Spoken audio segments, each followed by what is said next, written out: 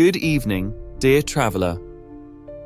Tonight, I invite you to step with me into a realm where shadows gather in silence and where ordinary objects reveal extraordinary secrets. Few things are more familiar to us than the mirror. A simple pane of glass reflecting our faces, our homes, our world.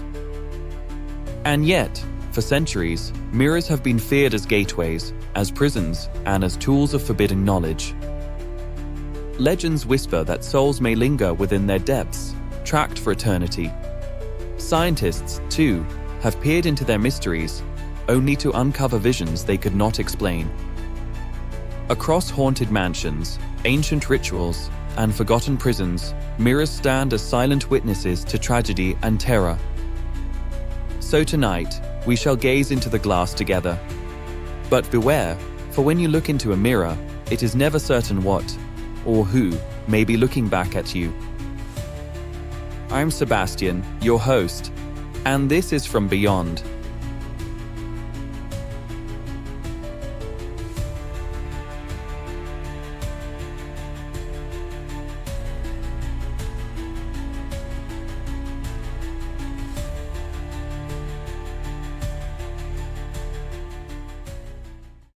Have you ever looked into a mirror and felt a shiver down your spine? Beyond their everyday function, mirrors have long been shrouded in mystery, folklore and fear.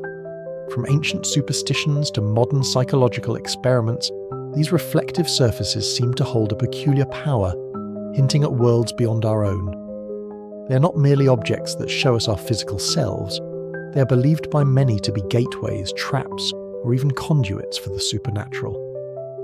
Tonight, we delve into the chilling history and unsettling phenomena surrounding mirrors, exploring tales that will make you question what truly stares back at you from the other side of the glass.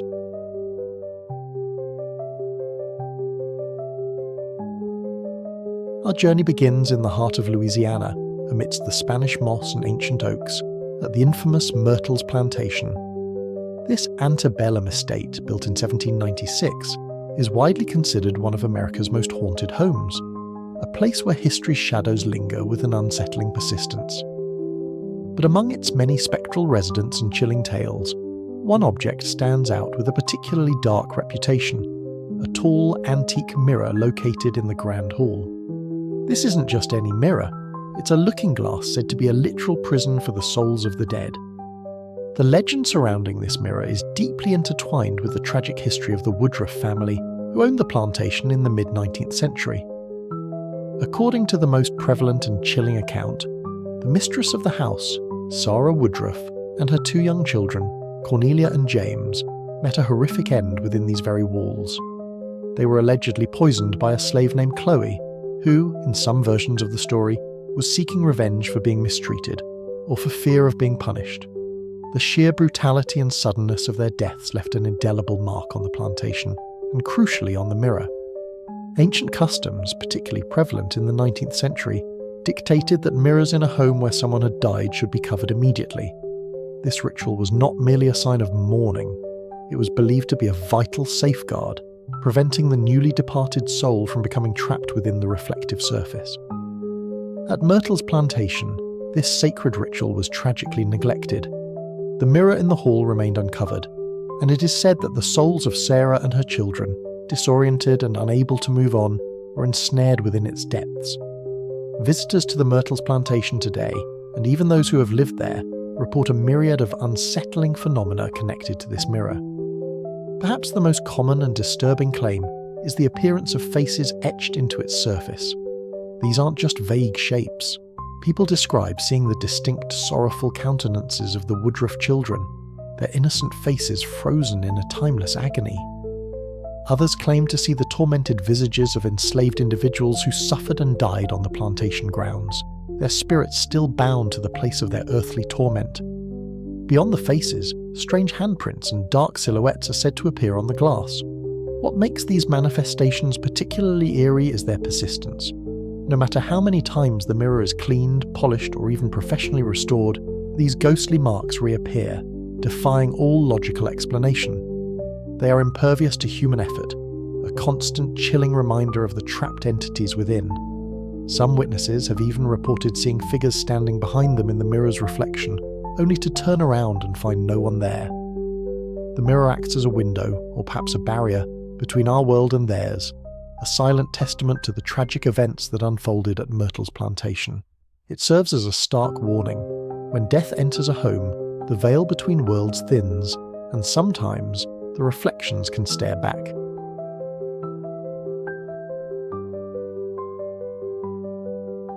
From the spectral legends of haunted plantations, we shift our focus to the realm of science, where mirrors reveal a different yet equally unsettling kind of mystery. In 2010, at the University of Urbino in Italy, researcher Giovanni Caputo conducted a series of experiments that blurred the lines between perception, psychology, and the seemingly supernatural. He invited volunteers into a dimly lit room, providing them with a simple yet profound instruction: gaze into a mirror for just 10 minutes. The setup was minimalist: a chair, a mirror, and a low-wattage light source positioned behind the participant, casting their reflection in soft, ambiguous illumination. The results of Caputo's strange face illusion experiment were, to put it mildly, unsettling. The vast majority of participants, 9 out of 10, reported a profound and disturbing transformation of their own faces. As they stared intently into their reflections, their features began to morph, distort, and twist into grotesque, monstrous shapes. Some saw their eyes sink into dark hollows, their mouths stretch into unnatural grins, or their skin ripple with unseen textures. It was as if their familiar visages were melting away, revealing something ancient and terrifying beneath. Even more chilling were the reports from half of the participants who claimed to witness an entirely unknown face staring back at them from the mirror. This wasn't their own distorted reflection. It was a distinct, unfamiliar countenance, sometimes benevolent, sometimes menacing. A few individuals experienced even more profound hallucinations, seeing beings that were not human at all, spectral figures, animalistic features, or even deceased relatives appearing in the glass. These were not fleeting glimpses, but sustained, vivid apparitions that left participants deeply shaken. Science offers an explanation for these phenomena: the Troxler effect. Discovered by Ignaz Paul Vittel Troxler in 1804, this is a fascinating quirk of the human brain where, if you fix your gaze on a particular point, unchanging stimuli in your peripheral vision will gradually fade and disappear. In the context of Caputo's experiment, staring intently at one's own reflection in a dimly lit, unchanging environment causes the brain to suppress the constant visual input. As the brain struggles to process the static image, it begins to fill in the gaps, creating new, often bizarre, visual interpretations. The low light further contributes to this effect, reducing the amount of visual information and making it easier for the brain to conjure these illusory forms. However, for many who experienced it, the scientific explanation feels insufficient. They believe that the experiment briefly peeled back a veil, a thin barrier between our reality and something else. They argue that the prolonged, focused gaze combined with the altered sensory input created a momentary crack in perception, allowing something from another dimension, or perhaps from the depths of their own subconscious, to look through. Whether a trick of the mind or a glimpse into the unknown, Caputo's darkroom experiment undeniably demonstrates the profound and often disturbing power that mirrors can hold over our perception of reality, transforming the familiar into the utterly alien.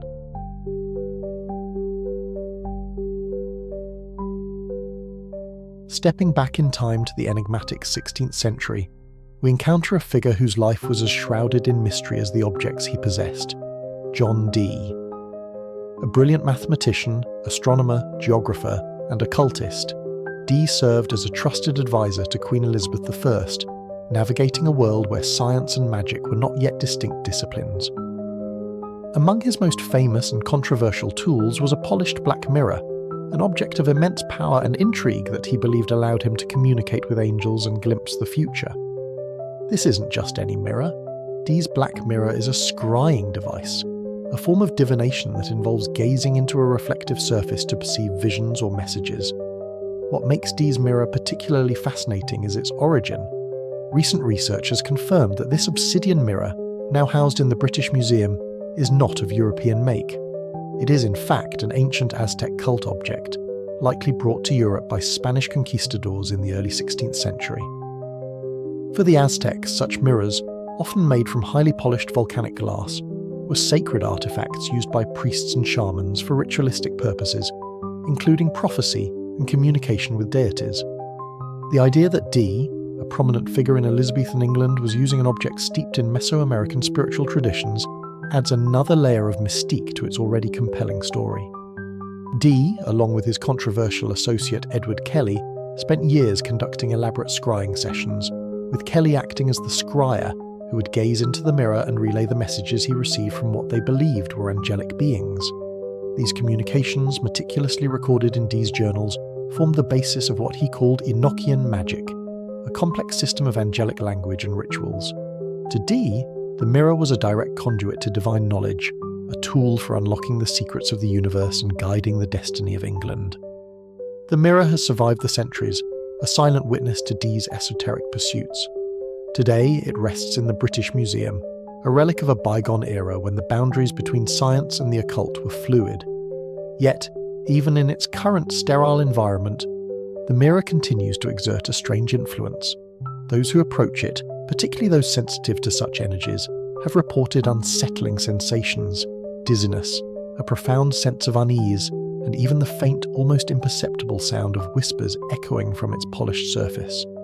Is it merely the power of suggestion, or does the obsidian still hum with the residual energy of Dee's intense rituals, a dangerous relic charged with the ambition of a man who sought forbidden knowledge and perhaps succeeded in opening doors that should have remained closed?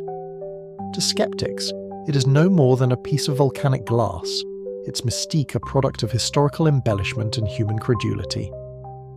They point to the fact that Dee himself was a product of his time, deeply immersed in alchemical and astrological beliefs that are now largely dismissed by modern science. However, to believers, and to those who have felt its strange pull, the mirror remains a potent symbol of Dee's audacious quest for hidden truths. It is a reminder that some objects, through their association with powerful intentions and ancient practices, can transcend their material form, becoming vessels for energies that continue to resonate through time, inviting us to ponder the true nature of reality and the unseen forces that may still be at play.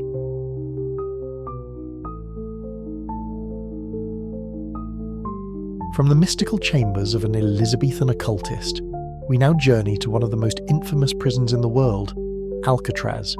Perched on a desolate island in San Francisco Bay, the Rock was once home to America's most dangerous criminals, a place synonymous with suffering, despair, and isolation.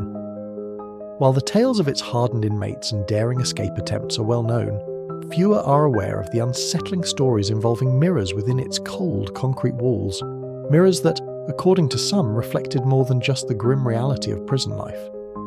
Alcatraz, by its very nature, was a place designed to break the human spirit. The constant surveillance, the oppressive silence, the chilling winds whipping across the bay, all contributed to an atmosphere of profound psychological torment. In such an environment, the mind can play tricks, and the line between reality and hallucination can blur. Yet, the accounts from both patrolling officers and the prisoners themselves suggest something more than mere psychological distress was at play. Guards, hardened by years of witnessing human depravity, reported fleeting, disquieting glimpses in the reflective surfaces around the prison. These weren't the polished, ornate mirrors of a grand hall, but utilitarian glass, perhaps in guard stations, mess halls, or even the small, reflective surfaces found in cells. They spoke of seeing faces in the glass that did not belong to any living inmate, spectral visages that would appear and vanish in an instant, leaving a lingering sense of dread. Some swore they saw entire figures standing behind them, shadowy forms that would dissipate into thin air the moment they turned to confront them. These were not the reflections of their own weary faces, but something else, something that seemed to be observing them from the periphery of their vision. For the prisoners, the mirrors held a different, perhaps even more desperate significance. Whispers circulated among the incarcerated that some desperate inmates, driven to the brink by their confinement, conducted clandestine rituals. They would gaze into their own reflections, hoping that their spirits, their very essence, could somehow escape the physical confines of their bodies, even if their flesh remained caged on the island. The idea was that the mirror, a portal to another dimension in many folklores, might offer a pathway to freedom, a spiritual escape from their inescapable reality. Whether these rituals were born of genuine belief or the sheer madness induced by isolation, they speak to the profound psychological impact of Alcatraz. Others insist that Alcatraz itself, steeped in decades of violence, desperation, and untold suffering, had become so saturated with negative energy that it transformed the very mirrors within its walls into conduits of haunting. The theory suggests that the intense emotions and traumatic events that unfolded on the island left an energetic imprint, and these reflective surfaces acted as amplifiers, allowing residual hauntings or even intelligent entities to manifest. The cold, hard surfaces of the prison, including its mirrors, became unwilling witnesses and, perhaps, unwilling participants in the ongoing torment of its past residents. The stories from Alcatraz serve as a chilling reminder that some places are so profoundly marked by human suffering that even the most mundane objects within them can become imbued with a spectral presence, reflecting not just the present, but the echoes of a tormented past.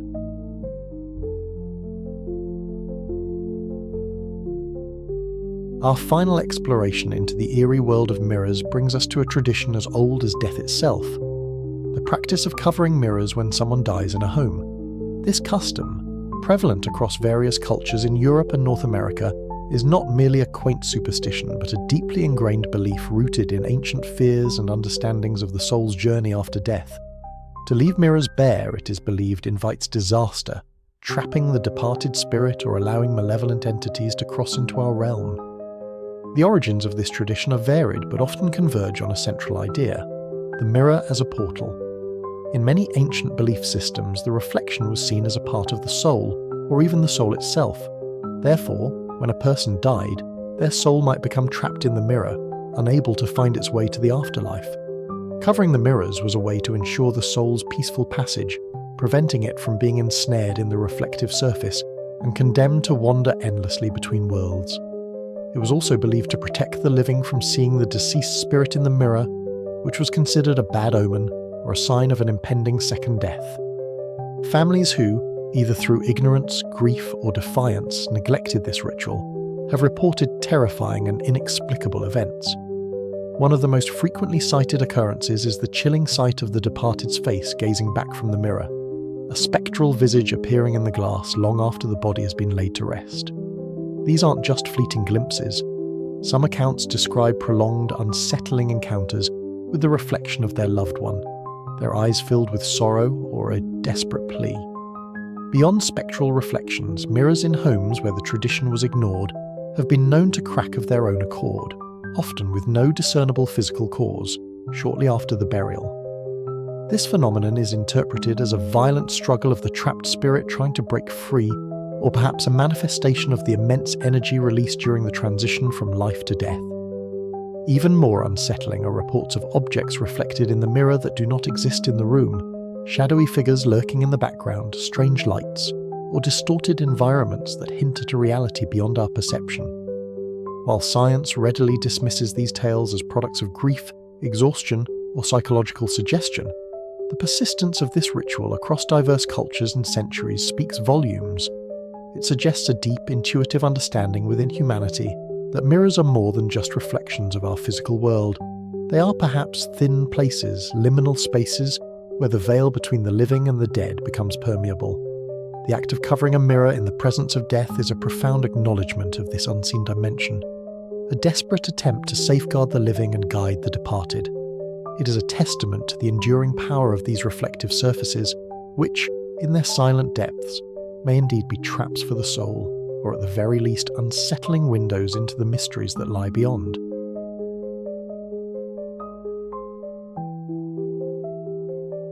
From the haunted halls of Myrtle's plantation to the scientific curiosities of the Troxler effect, the ancient power of John Dee's obsidian mirror, the chilling reflections within Alcatraz, and the enduring funeral traditions, mirrors have consistently proven to be more than mere reflective surfaces.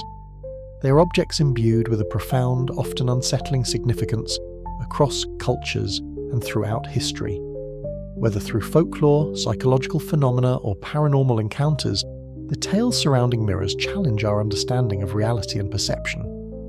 They serve as a constant reminder that the world around us, and indeed the world within us, holds mysteries yet to be fully understood. The next time you gaze into a mirror, take a moment to consider the unseen reflections, the stories they might hold, and the possibility that what stares back might be more than just your own image. The veil between worlds is thin, and sometimes all it takes is a reflection to catch a glimpse of what lies beyond. What do you think? Are mirrors truly gateways to the unknown, or simply fascinating objects that play tricks on our minds? Let us know in the comments below. I have told you what I know. Whether you believe it or not is entirely up to you.